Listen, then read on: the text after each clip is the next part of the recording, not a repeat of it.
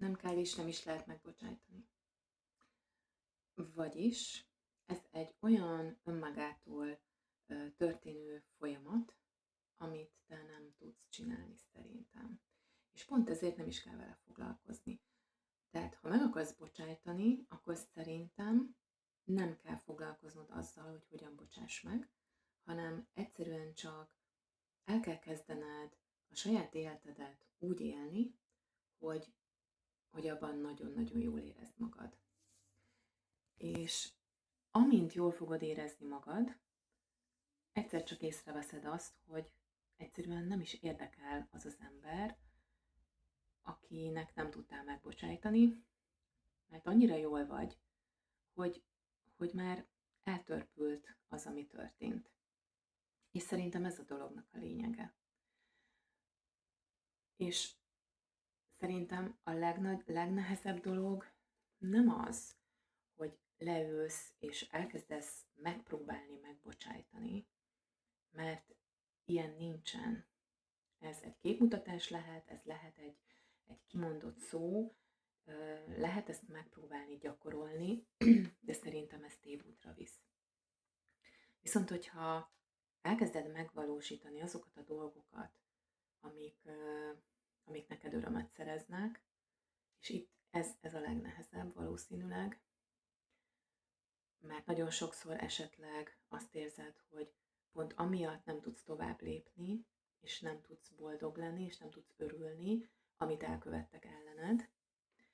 Tehát itt van a kulcs, hogy nem a megbocsátással foglalkozol, hanem azzal, hogy mi kéne ahhoz, hogy te meg tud valósítani az álmaidat, azokat a dolgokat, amik téged boldoggá tesznek. Boldoggá, gazdaggá, stb. És ebben a folyamatban természetesen a mélyre tudsz menni, és rájössz, hogy tehát igen, lehet, hogy azok az emberek is gátolnak téged abban, akik valamit tettek ellened, mondjuk nem tudom, megkárosítottak,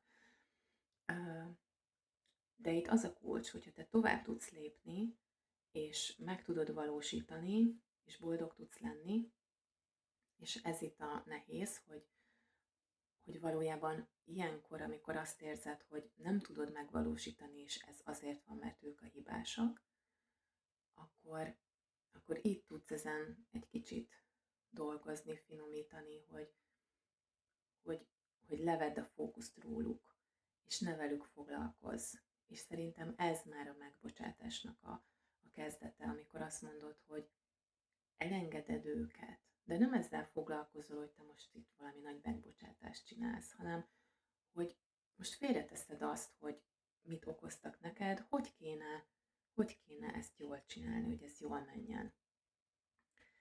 És szerintem ezért fontos az, hogy ne okoskodjunk és manipuláljunk embereket, vagy keltsünk félelmet vagy bűntudatot bennük, hogy ők nem bocsájtottak meg, hanem arra bátorítsuk őket, hogy felismerjék azt, hogy kik ők valójában. Hogyha keresztények, akkor ezt, hogy Isten mire hívta el őket, hogy Isten minek látja őket, hogy ne azzal a kárral foglalkozzanak, hanem önmagukkal. És vagy azzal, hogy Isten hogyan tudja őket mégis megáldani úgy, hogy ők megvalósítsák magukat, és mégis boldogok legyenek. Szerintem ebben van ez a nagyon csodálatos dolog, és ezzel kéne foglalkozni, ez az igazi szeretet.